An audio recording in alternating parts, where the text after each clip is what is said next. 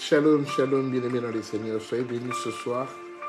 Jésus-Christ est Seigneur, il est le Tout-Puissant. Nous sommes dans la joie, bien-aimés, de nous retrouver ce jour pour la gloire du Seigneur Jésus. Nous sommes bien dans le cadre de la clé de la maison de David. Nous sommes là pour notre live. Notre live, aujourd'hui, on le fera très court. Le Seigneur est bon, il est merveilleux, il a permis que nous puissions nous revoir ce soir. Nous voulons lui rendre gloire et grâce avant de débuter ce live ce soir. Prions. Tendre Père, nous bénissons ton nom, toi le Dieu Tout-Puissant. Merci pour ta présence au milieu de nous, car toi, la Bible déclare que là où 2 ou 3 sont unis en ton nom, tu es au milieu de Seigneur. Nous osons croire que tu es au milieu de nous, Seigneur, et que tu dois nous diriger, Père. Laisse que ton nom puisse encore être élevé et que ton nom puisse encore être glorifié ce soir. Nous nous abandonnons entre tes saintes et divines mains parce que nous ne sommes rien devant toi, Seigneur. Lave-nous par ton sang précieux et que ton esprit soit à l'œuvre dans toutes choses. Du début jusqu'à la fin, nous te disons merci pour ton amour. Merci pour cette présence et merci pour cette grâce que tu nous accordes ce soir. Qu'un frère puisse être délivré ce soir. Qu'une sœur puisse comprendre le message que tu vas lui donner afin que nous puissions être sauvés. Nous te bénissons et te rendons gloire et grâce. Dans le nom de Jésus, nous t'avons prié. Amen. Amen, amen, amen, bien-aimés dans les Seigneurs. J'espère que vous vous portez bien. Vous êtes en bonne santé. La preuve en est que si moi et toi on se voit, c'est qu'on est vivant. Et le Seigneur est tellement bon. Bien-aimés, nous voulons partager ce jour un petit thème. Un petit peut-être pour certains, un grand pour certains autres. Parce que nous voulons le faire d'une façon courte, mais que les gens comprennent ce que le Seigneur envoie comme message. La Bible déclare que, bien-aimés, venez à moi, vous tous qui êtes fatigués et chargés, et je vous donnerai du repos. Nous avons besoin du repos du Seigneur dans notre vie. C'est ainsi qu'il nous a donné ce petit passage dans le livre de Jean, chapitre 8, le verset 5. Jean, chapitre 8, verset 5. La Bible nous dit ceci. Moïse, dans la loi, nous a ordonné de lapider de telles femmes. Toi, donc, que dis-tu? Les pharisiens sont en train de poursuivre une femme qui était attrapée en flagrant délit d'adultère. Mais dans ce passage, on ne parle pas d'un homme, on ne parle que de la femme. Et les pharisiens, quand ils sont arrivés, la femme fouillait et ils sont arrivés à un endroit où Jésus était devant eux. Et quand ils ont reconnu Jésus, il lui a dit, Moïse, dans la loi, nous a dit qu'avec ces genres de femmes, il fallait les lapider parce qu'ils ont été trouvés en flagrant délit d'adultère. Et toi, le Seigneur, que dis-tu par rapport à cette loi? Bien-aimé dans le Seigneur, Jésus est celui-là qui est venu afin de prendre la loi de Moïse, de garder ce qui est bien et d'enlever ce qui est mal. Une fois, Jésus-Christ leur avait expliqué que si Moïse avait pris ces genres de résolutions, c'est parce que vous avez la méchanceté de cœur. C'est à cause de la dureté de vos cœurs que Moïse a pris ce genre de résolution. Bien aimés, nous sommes des êtres humains. Nous sommes des êtres humains qui avons un esprit, l'esprit que Dieu nous donne.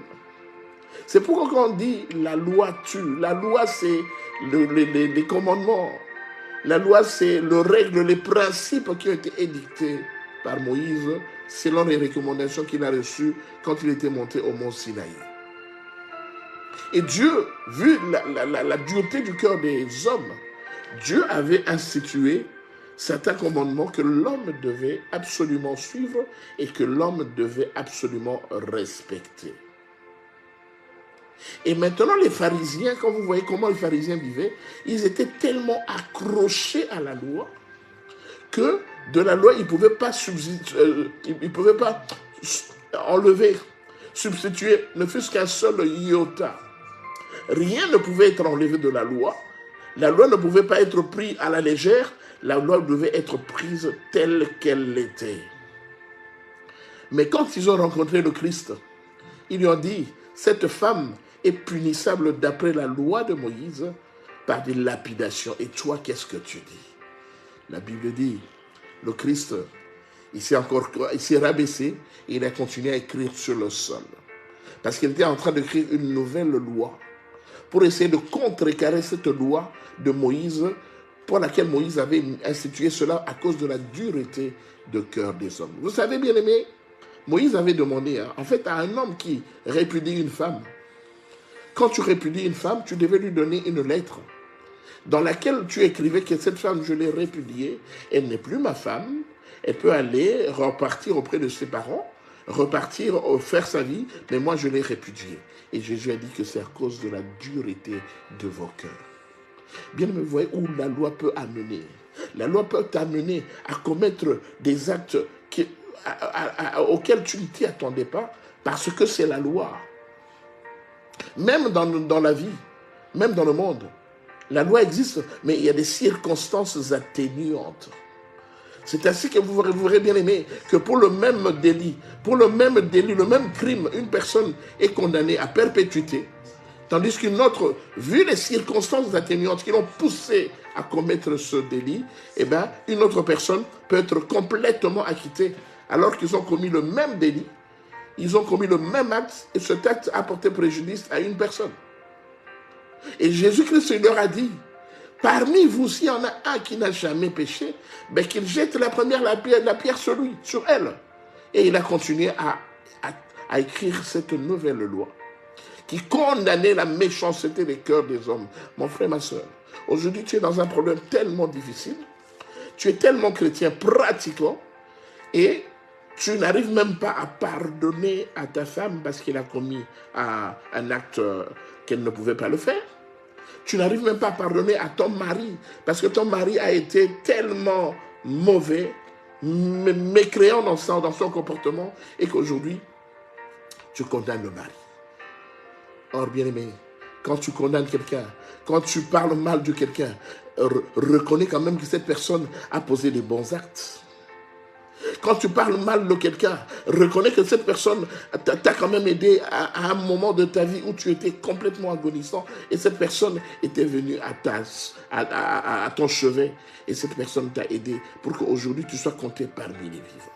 Reconnais au moins, ne fût-ce qu'un seul bon acte que cette personne a fait pour toi, même si aujourd'hui c'est méconduit, mais reconnais, sois un être humain qui a l'esprit de Dieu. Bien aimé, l'esprit de Dieu, le Seigneur ne nous l'a pas donné pour faire n'importe quoi. Bien aimé, nous avons l'esprit, mais l'animal n'a pas l'esprit que Dieu nous a donné. C'est ainsi que vous allez voir un animal s'accoupler avec un autre animal devant tout le monde, sans pour autant se gêner, parce qu'ils n'ont pas l'esprit que Dieu nous a donné. Or, si toi tu commences à te conduire comme un animal, tu commences à poser des actes contre nature comme un animal, donc c'est que tu n'as plus l'esprit de Dieu. C'est pourquoi la Bible dit que la loi tue. Le commandement, la règle, la loi tue. Bien aimé, la loi, elle est écrite telle qu'elle. Il faut essayer de voir, bien aimé, à cette époque-là, comment étaient les gens, comment était le monde. Et le Seigneur avait institué la loi comme telle à cette époque. Mais maintenant, nous sommes à l'époque de la grâce. Parce que quand le Christ est venu, il a dit, je ne suis pas venu abolir la loi, mais je suis venu l'accomplir. Jésus est venu accomplir la loi. Il n'est pas venu enlever la loi, mais il est venu accomplir la loi, garder ce qui est bien et enlever ce qui est mauvais. Je vais vous donner juste un petit exemple, bien aimé dans le Seigneur. Un petite anecdote. Il y avait un frère qui était marié et la sœur fréquentait l'église. Mais le frère était tellement colérique. Quand il rentrait tard à la maison, il était obligé de réveiller la sœur pour que la sœur lui prépare à manger. À n'importe quelle heure, à 2h, à 3h du matin, il rentrait complètement ivre, complètement agressif, qu'il n'hésitait pas à frapper sur la sœur. Cette situation a duré au moins plus de 3-4 ans et la sœur subissait. Des fois, la sœur venait à l'église avec un œil tuméfié. Des fois, la sœur venait à l'église avec un front bombé. Des fois, la sœur venait à l'église complètement épuisée par le comportement du frère.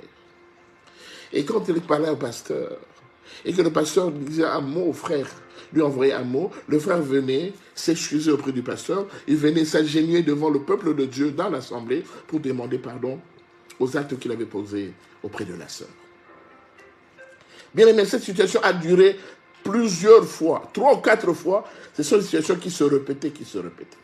Et un beau jour, la sœur est venue voir le pasteur. La sœur a vu le pasteur. Et il a dit au pasteur, pasteur, cette fois-ci, je crois qu'il va me tuer.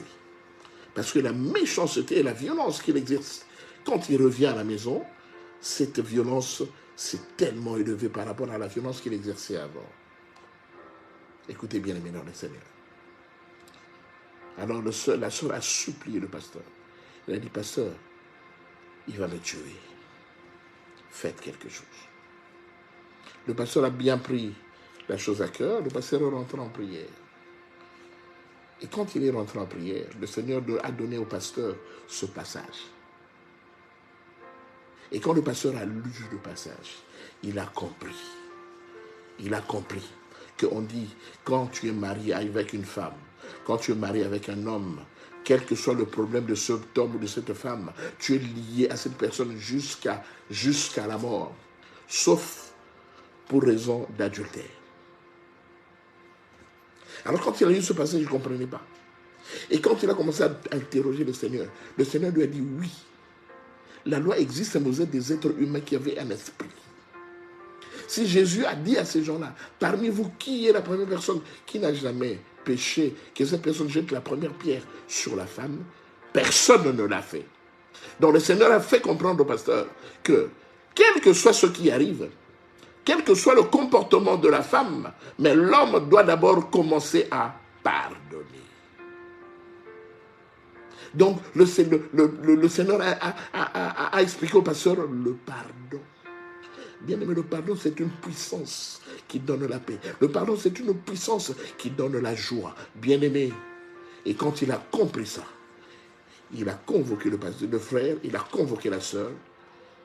Il leur a dit, à partir d'aujourd'hui, moi, pasteur, moi, représentant du Seigneur, moi, ministre de Dieu, en qualité de ma fonction et en qualité du message que le Seigneur m'a donné, je mets fin à ce mariage. Parce que vous allez dire, non, dans Romains chapitre 7, du verset 2, verset 4, il est dit, un homme est timide et est complètement lié à sa femme aussi longtemps que sa femme est en vie et vice-versa. Sauf pour raison d'adultère. Mais là, le Seigneur a dit au pasteur, oui, s'il y a eu adultère, mais moi je dis qu'il faut d'abord pardonner. Jésus a dit, il faut d'abord pardonner. Et le pasteur a rompu le mariage.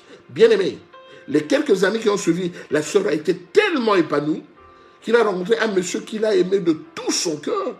Et la sœur vit actuellement très heureuse de ce que le Seigneur a fait dans sa vie.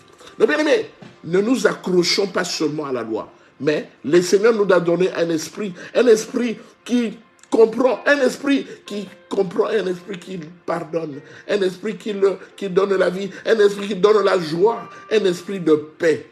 Le Saint-Esprit, c'est un esprit de paix.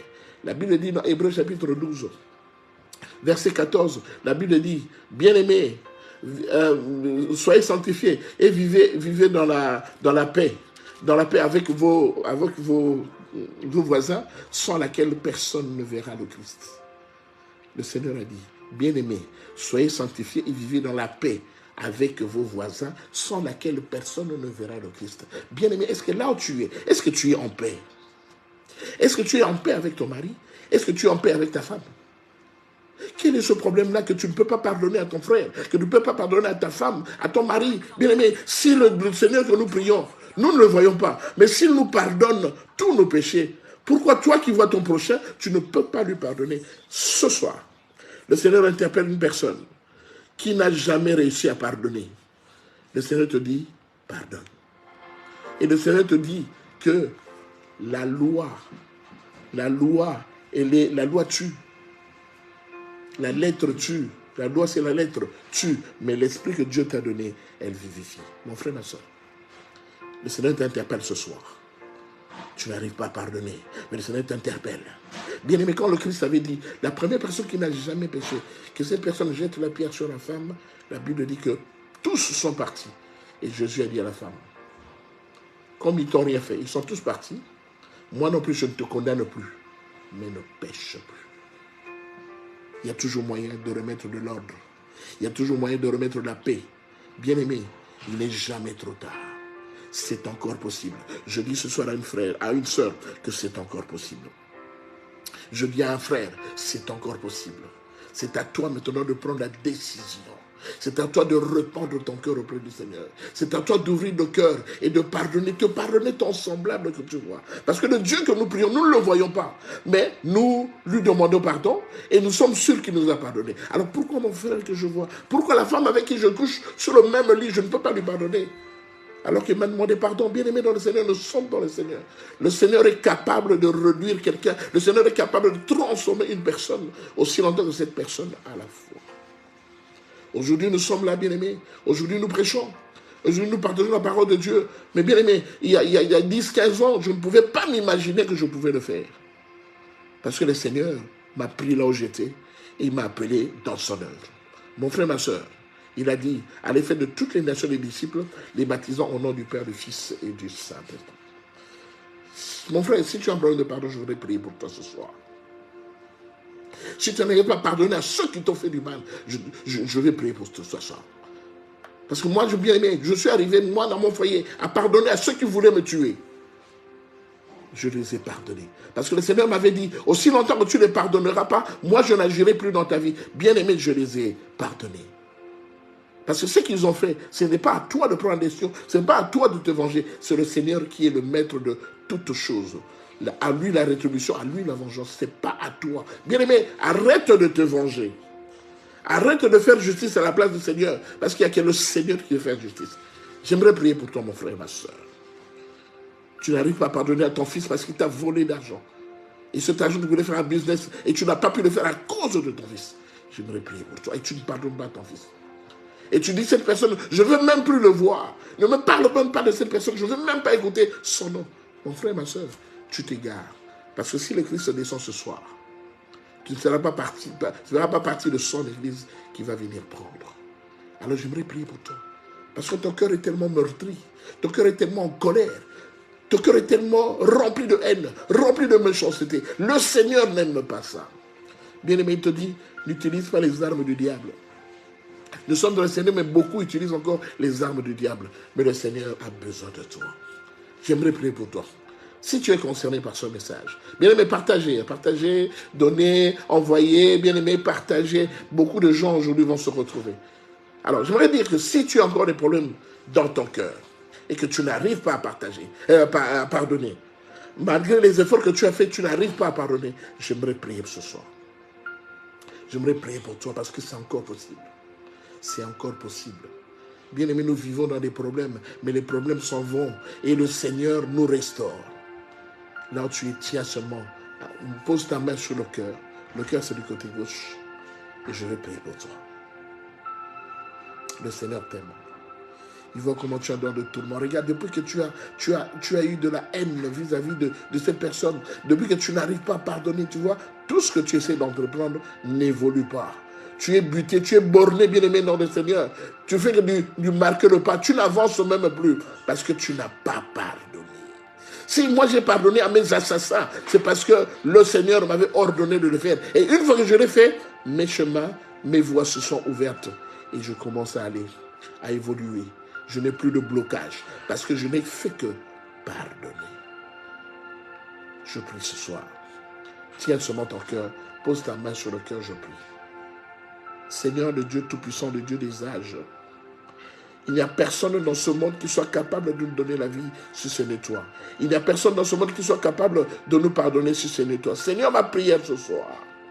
Et que tu vois comment mon frère et ma soeur se trouvent dans des tourments impossibles de leur vie. Tu vois comment ils sont butés, ils sont bornés, ils n'arrivent pas à quitter cette situation dans laquelle il ne faut que marquer le pas, dans laquelle il faut que rester sur place. Or, toi, tu as dit, déplacez-vous un peu, vous avez assez demeuré sur cet endroit. Seigneur, ma prière ce soir, et que tu étendes ta main puissante sur mon frère, que tu étendes ta main puissante sur ma soeur, qui n'arrive pas à pardonner, Seigneur. Papa, touche son cœur ce soir. Seigneur, touche son cœur, comme le Seigneur avait touché le cœur de ces pharisiens qui en voulaient à cette femme, parce que cette femme était attrapée en flagrant délit d'adultère. Seigneur, touche le cœur de mon frère. Le cœur est rempli de méchanceté, de haine. Seigneur, touche ce cœur. Ce cœur a besoin de toi. Ce cœur a besoin de liberté, Seigneur. Touche ce cœur. Parce que toi, tu as dit, Père de gloire, celui qui ne sera pas en paix avec son prochain, il ne verra pas le ciel. Papa, ma prière ce soir, et que tu étendes encore, Seigneur Jésus, ta grâce dans le cœur de mon frère, parce que tu as dit, maintenant j'ai créé ma loi dans leur cœur, je serai leur père et ils seront mon peuple. Seigneur, tu es le Père de mon frère, tu es le Père de ma soeur, Seigneur. Père de gloire, que ta loi soit écrite dans ce cœur qui est meurtri, ce cœur qui est en colère, Seigneur Jésus. Donne la paix, que mon frère soit apaisé, que ma soeur soit apaisée, Seigneur, et que ta main puissante donne encore la vie, Seigneur. Parce que toi, tu restaures paix, tu ramènes à l'existence ceux qui n'existent pas. Comme il n'y avait plus de paix dans ce cœur, Seigneur, installe encore de la paix dans ce cœur. Installe encore la joie dans ce cœur. Seigneur, que ce cœur sache encore te louer, t'élever, t'exalter, parce que tu es le Dieu Tout-Puissant. Quand tu dis une chose et la chose s'accomplit. Laisse que ton sang, précieux Père, couvre mon frère et ma soeur, afin qu'ils soient invisibles aux yeux et aux attaques de l'ennemi, Père. Je te bénis pour cette restauration. Je te bénis pour cette grâce particulière, Père, que tu donnes à mon frère et à ma soeur. Et je sais que tu feras encore de merveilles dans sa vie, Seigneur. Tu es bon, tu es merveilleux, Seigneur. Laisse que ton esprit soit à l'œuvre en toutes choses, afin qu'il puisse accomplir, Père de gloire, tout ce qui a été dit et qui n'a pas été dit, Seigneur Jésus, en ce lieu par des soupirs inexprimables. Je te bénis parce que tu es mon Seigneur. Je te bénis parce que tu es mon protecteur. Que l'honneur revienne qu'à toi, Jésus. Que la gloire, la puissance, la magnificence ne soient qu'à toi et à toi seul. Dans le nom de Jésus, nous t'avons ainsi prié. Amen. Amen, amen, amen, nom du Seigneur. Bien-aimé, soyez bénis, soyez bénis, soyez bénis. Toi qui as un cœur gros, toi qui as un cœur plein de haine, de méchanceté, le Seigneur aujourd'hui voudrait que ton cœur soit paisible. Afin que quand il va s'installer, qu'il s'installe calmement, sans problème, sans embûche. Le Seigneur t'aime, mon frère. Le Seigneur t'aime, ma soeur. Ce comportement de haine, de méchanceté, ça ne sert à rien. Parce que si longtemps que tu vas utiliser ces armes, qui sont les armes du diable, tu ne verras pas le Seigneur. Que le Seigneur vous bénisse. Continuez à partager massivement. Et n'oubliez pas de liker ce message. Et n'oubliez pas de vous abonner sur notre chaîne YouTube, La Clé de la Maison de David. Que le Seigneur vous bénisse abondamment. Et que ce message soit un message qui va te fortifier, afin que tu puisses encore être déterminé à continuer à suivre le Seigneur. Soyez bénis, bien-aimés, ce soir. Le Seigneur est bon et merveilleux. Passez un bon week-end. Et que le Seigneur bénisse tout un chacun de nous. Pour la prochaine fois, nous allons nous rencontrer. Parce que je sais que le Seigneur fera encore des merveilles au milieu de nous. Et qu'une personne sera trouvée par le Seigneur. Et que le Seigneur lui fera encore grâce. Que le Seigneur vous bénisse. Que le Seigneur vous donne la vie. Soyez bénis. Shalom, shalom.